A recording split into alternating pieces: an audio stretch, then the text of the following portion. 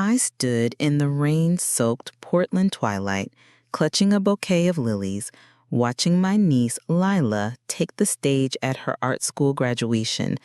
My heart should have swelled with pride. Instead, it cracked.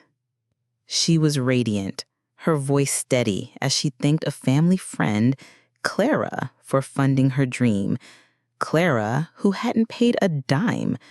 I'd spent $120,000 over 4 years, every cent from my savings as a graphic designer, and Lila didn't know. Not a word about me, not a glance.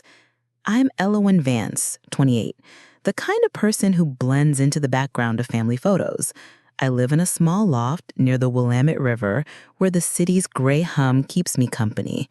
I don't chase applause or Instagram likes, but I thought I mattered to Lila. When she was a kid, we'd spend hours sketching superheroes in my cramped apartment. Her laughter filled the gaps in my quiet life. I taught her how to shade a dragon's scales, how to dream in color. When she got into a fancy art school, tuition at $30,000 a year, I saw her panic. Her mom, my sister Margot, was all about curated brunches and perfect Pinterest boards, but their bank account was a mess. I stepped in.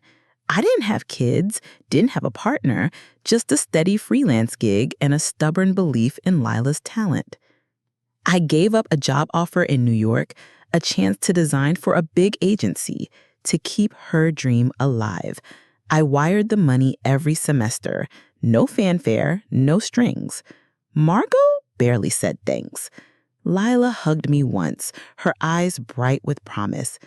"Aunt Elowen, you're my hero," she said. I believed her. But that night at the graduation, under the venue's twinkling lights, I was invisible. Margot threw a rooftop party, all champagne flutes and curated playlists. She gave a speech, tearful, thanking Clara for saving Lila's future.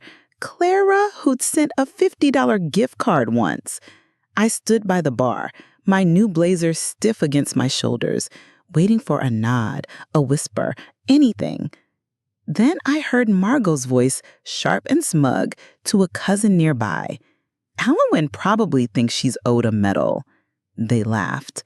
My throat tightened. Lila danced past, her friend snapping photos, her smile wide. She waved at me, distracted, like I was a stranger at her triumph. I drove home through the mist, the lilies wilting on my passenger seat. The next morning, an email from the university pinged. A final $5,000 tuition balance, small, but enough to hold Lila's diploma hostage. I stared at the screen, my cursor hovering over "Pay Now." For 4 years, I'd been the silent scaffolding of her success. And for what? To be erased? That's when something snapped. Not anger, not yet, but a quiet refusal to be nothing. I didn't click the button. I closed my laptop. If you've ever poured your heart into someone only to be forgotten, you know this ache. Stick with me because this story isn't over. It's about to unravel in ways I never saw coming. Hit that like button if you've ever felt invisible in your own family. Subscribe, share your story in the comments. Let's talk about what it means to give everything and get nothing back. Because what happened next, it changed everything. I sat in my Portland loft, rain drumming the windows, staring at a bank statement that told a story nobody else knew. 4 years ago, I'd wired the first $30,000 to Lila's art school. It wasn't just money. It was my dream of New York traded for her future. I was 24 then, fresh off a graphic design degree, freelancing for local coffee shops and startups. A New York agency had offered me a job, $80,000 a year, a chance to design for brands that lit up Times Square. I'd pictured myself there, sketching in Soho cafes, my name on glossy campaigns. But Lila's acceptance letter came, and with it, Margot's frantic call. "They're asking for $30,000 a semester," she'd said, her voice tight. "We can't afford it. Lila's crushed." I heard Lila sobbing in the background, her dream of art school slipping away. I didn't hesitate. I called the agency, declined the offer, and emptied my savings. I told Margot it was a gift, not a loan. She nodded, distracted, already scrolling her phone for party decor ideas. Lila hugged me, her sketch pad clutched to her chest. "I'll make you proud, Aunt Elowen," she promised. I believed her. I saw her paintings bold and alive and thought my sacrifice was worth it. Every semester, I sent the money. $120,000 total, scraped from late-night gigs and skipped vacations. I didn't tell anyone. Not my therapist, not my friends. I didn't want applause. I wanted Lila to soar. But as the years passed, her calls grew rare. When she did reach out, it was for a new tablet, $800 for supplies, a $2,000 summer workshop. I sent the money, no questions. I'd mail her care packages, sketch pencils, coffee beans, a scarf for Portland's damp winters. Most went unacknowledged. I told myself she was busy, caught in the whirl of college life. But doubt crept in, heavy as the fog outside my window. Was I just a bank account to her? Then came the graduation party. I walked into that rooftop venue, the Portland skyline glittering below, feeling like an outsider in my own family. Margot's speech echoed through the mic, praising Clara, a family friend who'd made Lila's dream possible. My stomach twisted. Clara? The woman who sent a fruit basket once? I stood by the dessert table, my blazer too tight, listening as Margot spun her tale. A cousin, Tessa, leaned toward me, whispering, "Didn't you help with Lila's school?" I shrugged, my throat dry.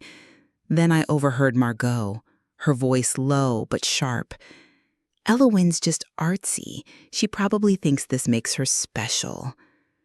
The words cut deeper than I expected. I'd given up New York, my big break for Lila. I'd sat in therapy, unpacking why I felt invisible in my own family, why I kept giving anyway. Margot's lie wasn't just about money.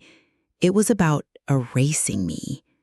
I drove home, the city lights blurred by rain and something else. The next day, an email from the university blinked on my screen. A $5,000 balance due. I didn't pay it. Not out of spite, but because I was tired.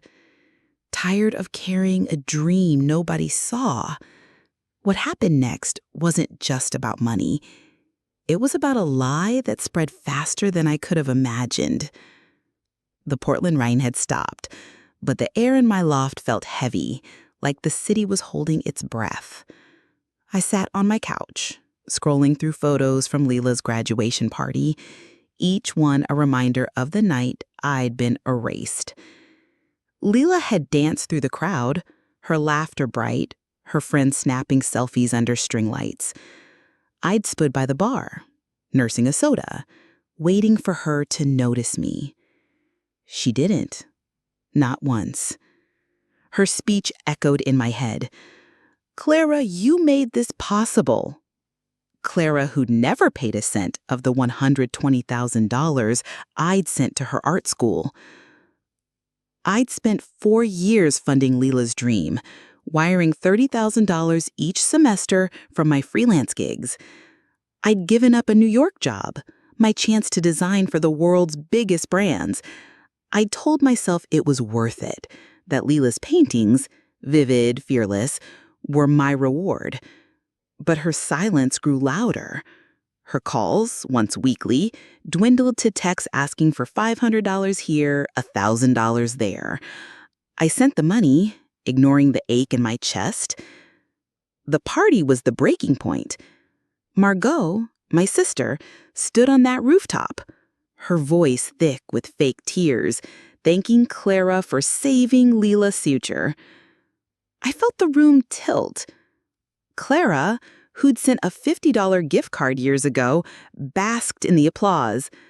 I was invisible, my blazer stiff, my lilies forgotten in my car. Then I overheard Margot's whisper to our cousin Tessa. "Elowen's just trying to play hero," she said, her tone sharp like a blade. "It's not like she did much." My hands shook. I'd sacrificed everything, my savings, my dreams, my self-worth, for Lila. And Margot had spun a lie that made me nothing. I left the party early, the Portland skyline fading in my rear view. The next morning, an email from the university blinked on my screen. A $5,000 tuition balance, the final piece holding Lila's diploma. I didn't pay it.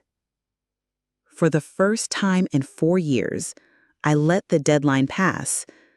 Not out of anger, but exhaustion. I was done being the ghost in their story. Days later, my phone buzzed. It was Tessa, her voice low. "Elowen, you need to see this." She sent me a video, recorded at the party. Margot's voice, clear and smug. "Clara paid for everything. Elowen just likes attention." Tessa had posted it online, a private family group chat that wasn't so private anymore. It spread. Cousins, aunts, even Lila's friends saw it.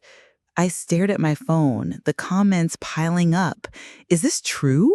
Why would Margot lie? My heart raced. I hadn't told anyone about the $120,000. I'd wanted Lila to shine, not to be a prop in some family drama. But now the truth was out, jagged and raw, and I didn't know what came next. Lila called that night, her voice shaky. "Aunt Elowen, what's going on? Mom said Clara paid, but Tessa's video." She trailed off, confused. I wanted to scream, to tell her I'd given everything. Instead, I said, "Ask your mom." I hung up, my hands trembling. The lie was unraveling, but it wasn't over. Something bigger was coming, something that would crack our family open like never before. The Portland mist clung to my windows, blurring the world outside my loft.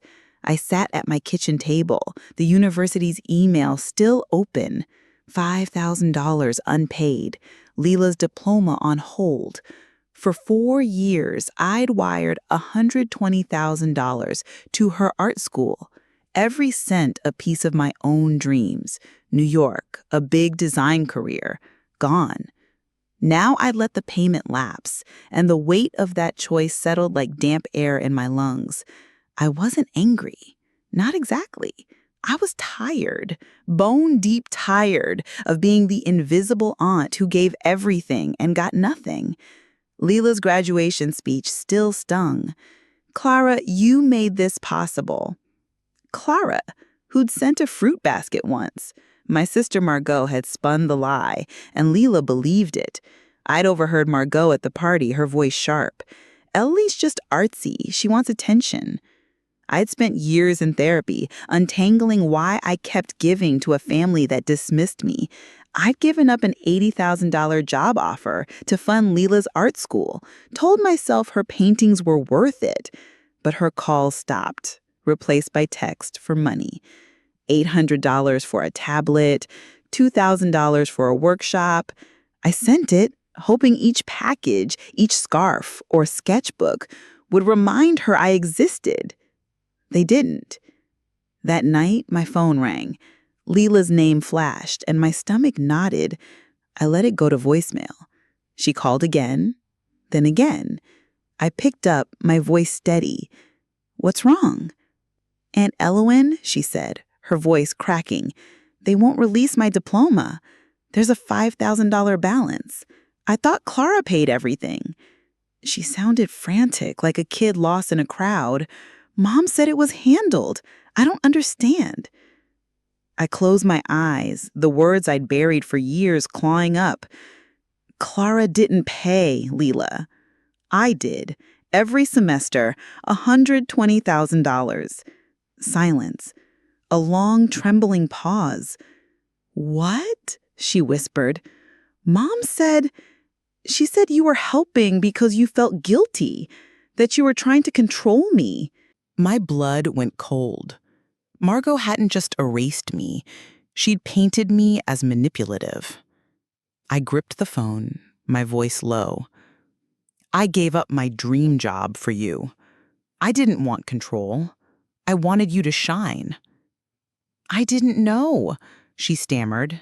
Mom said, ask her, I cut in. Ask her why she lied.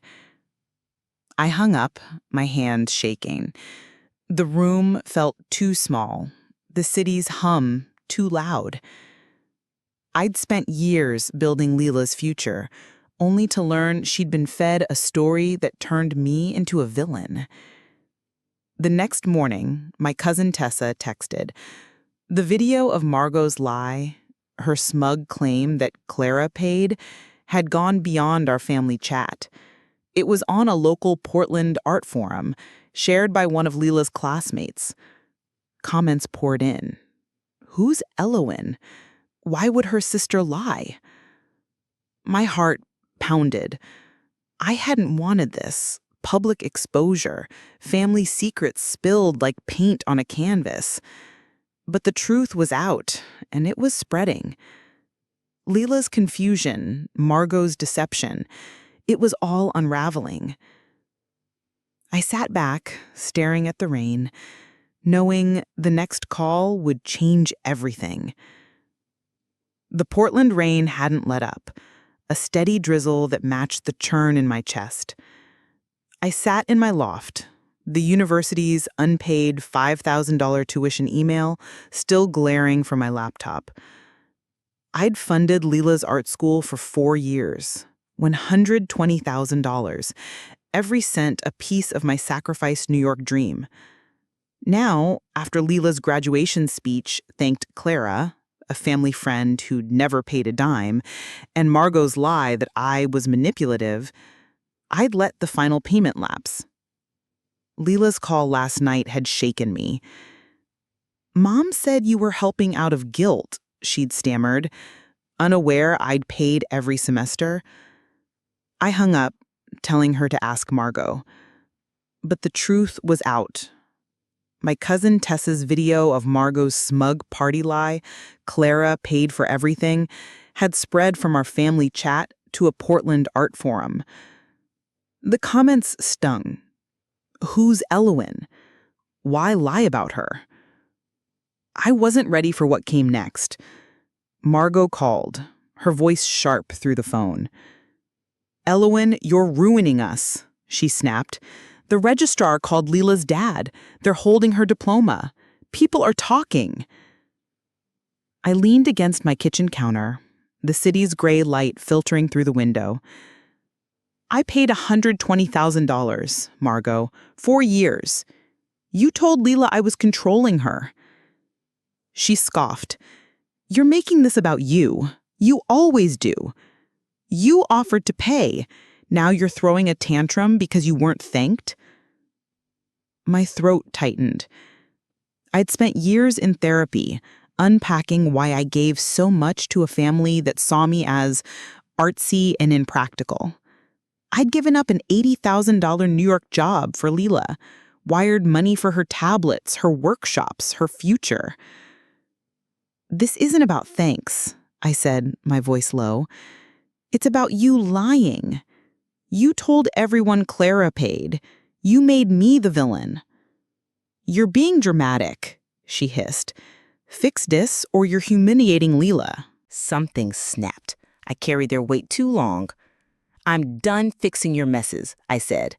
You want Lila's diploma? Pay the $5,000. I hung up, my hands trembling. That weekend, our family gathered for a dinner at Aunt June's house, a cozy Portland bungalow. I almost didn't go, but Tessa texted, "You need to be here." The air was thick with tension as I walked in, clutching a folder of bank statements, proof of every payment I made. Margot sat across the table, her smile tight. Lila avoided my eyes, her fingers twisting a napkin. Then Tessa, bold as ever, stood up. "We need to clear something up," she said, her phone in hand. She played the video of Margot's lie, the the room going silent. I opened my folder, sliding receipts across the table.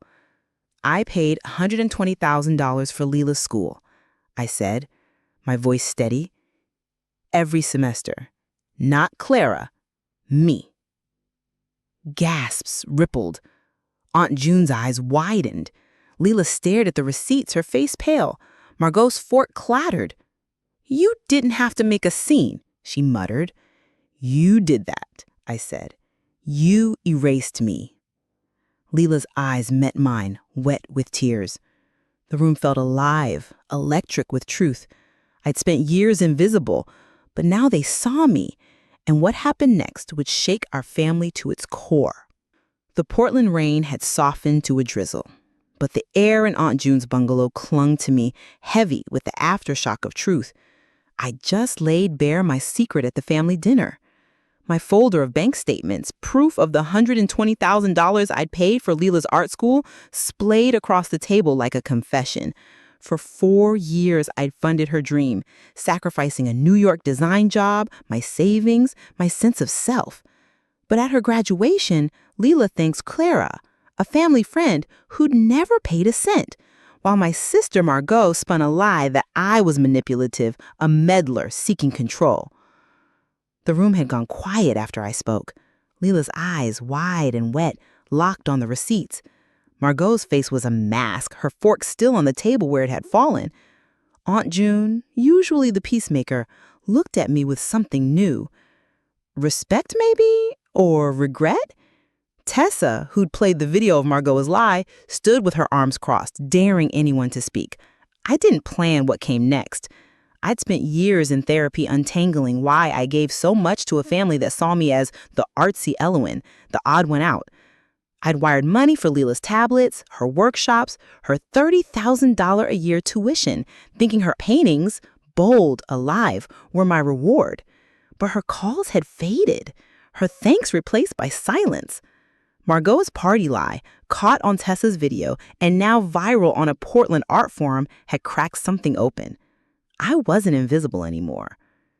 Lila broke the silence, her voice small. "Aunt Elowen, I didn't know." She stood, her chair scraping the floor. "Mom said Clara paid. She said you were helping for attention." Her words faltered like she was seeing her mother for the first time. Margot's head snapped up. "Lila, don't start. Elowen's blowing this out of proportion." Her voice was sharp, but it trembled, betraying her. I leaned forward, my hand steady. "You told her I was controlling her. You let me carry your daughter's future, then erased me. Why, Margot?" She opened her mouth, then shut it. Our cousin, Nate, usually quiet, spoke up. "Margot, you said Clara was the hero. I sent $200 for Lila's books once, and you mentioned me in your speech. What's going on?" The room shifted, eyes turning to Margot. She flushed, her fingers twisting her napkin. "It was easier," she muttered. "Clara's successful. People expect it from her." "Easier," I said, my voice low but cutting. "I gave up an $80,000 job in New York. I worked nights, skipped vacations, went to therapy to feel like I mattered. You made me a villain to save face." Lila's gasp was audible. She stepped toward me, then stopped, her hands shaking. "I found something," she said, pulling a folded paper from her bag. It was yellowed, worn, a letter from the New York agency offering me the job I'd turned down. It was in Mom's desk. I didn't know what it meant until now. My breath caught. I'd never told Lila about New York. I'd buried that dream, told myself her art was worth it. Seeing the letter in her hands felt like unearthing a grave. "You weren't supposed to see that," I said softly. "I'm so sorry," Lila whispered, tears spilling. I believed her. The table was silent, but the air buzzed with change. Uncle Ray, who'd always ignored me, cleared his throat. "Elowen, I had no idea. That's a hell of a thing you did. Aunt June nodded, her eyes soft. Even Nate, who rarely spoke, gave me a look that felt like an apology. Margot stood abruptly. This is ridiculous. You're all acting like I'm the bad guy. She stormed to the porch, the door slamming behind her. I didn't follow. I'd said my piece. But Lila stayed, her sketchpad clutched to her chest. I'm going to make this right, she said, her voice firm despite the tears. I don't know how, but I will. I nodded, unsure what that meant, but her sincerity felt like a crack of light in the fog. As I drove home, the city's lights blurred through the rain. I thought the worst was over, but something bigger was coming, something that would force Margot to face the truth in a way she couldn't dodge. The Portland skyline glittered through my loft's window, but I barely saw it. My laptop glowed with an email from Lila's art school inviting me to a donor gala. They tracked every payment, $120,000 over 4 years, funding Lila's dream. They wanted to honor me with a plaque, a public thank you. I'd sacrificed a New York design job, my savings, my self-worth, only to be erased at Lila's graduation, where she thanked Clara, a family friend who'd never paid a cent. Margot's lie that I was manipulative had spread until Tessa's video exposed it at our family dinner. I'd laid out the truth, bank statements splayed across Aunt June's table. Lila, shocked, had found my old New York job offer, proof of my sacrifice. Margot stormed out, her lie crumbling as family members nodded with newfound respect. The video went viral on a Portland art forum, comments piling up. Elowen's a hero. Why lie about her? I hadn't wanted this spotlight, but I was done being invisible.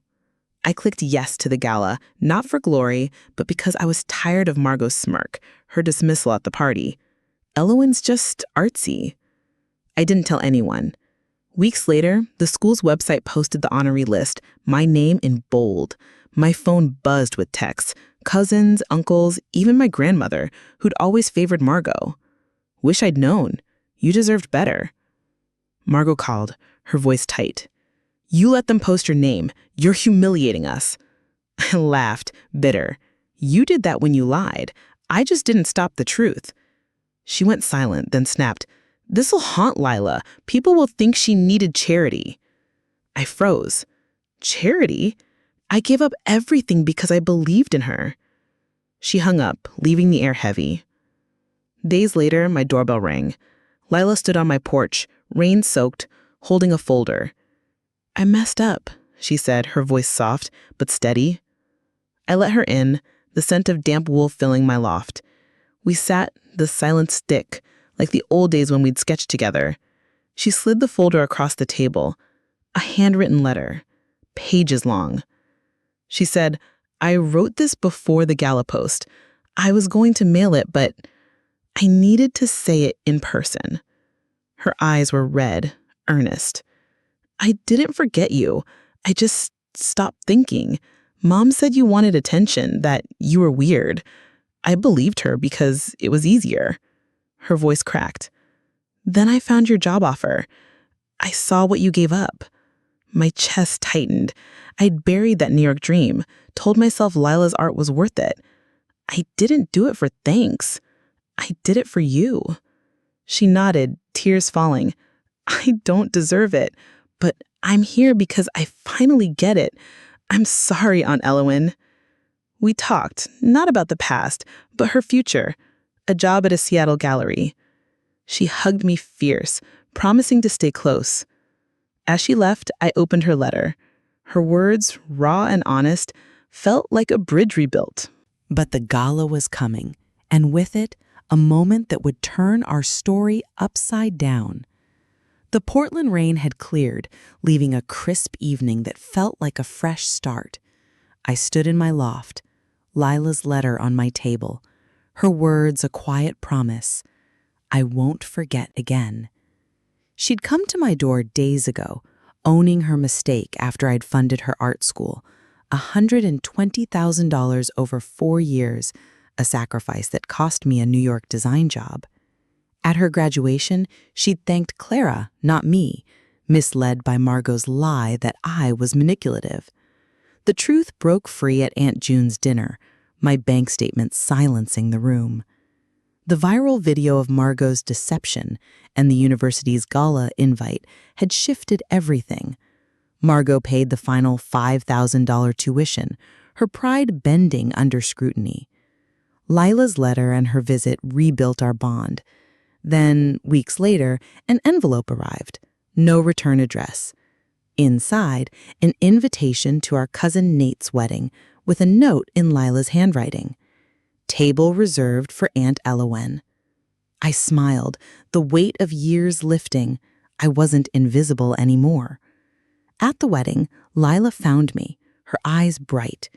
She'd landed her gallery job and dedicated her first exhibit to me, a painting of Portland's skyline, vibrant and bold. "It's you," she said. "You held up my world." I hugged her, the past not erased, but softened, like a sketch redrawn with care. I thought about the pain, Margot's smirk, the silence after care packages, the therapy sessions where I'd questioned my worth. But pain can be a seed, not just a scar. Inspired by Lila's art, I started a scholarship fund for local artists, turning my hurt into hope. It wasn't about recognition. It was about giving others the chance I'd lost. Life doesn't tie up neatly, but it offers new colors to paint with. I'd carried a family that didn't see me, but in letting go, I found my place. If you've ever felt erased, know this. Your worth isn't in others' words. It's in what you build, quietly, fiercely, for yourself and those you love. Hit that like button if this story touched you.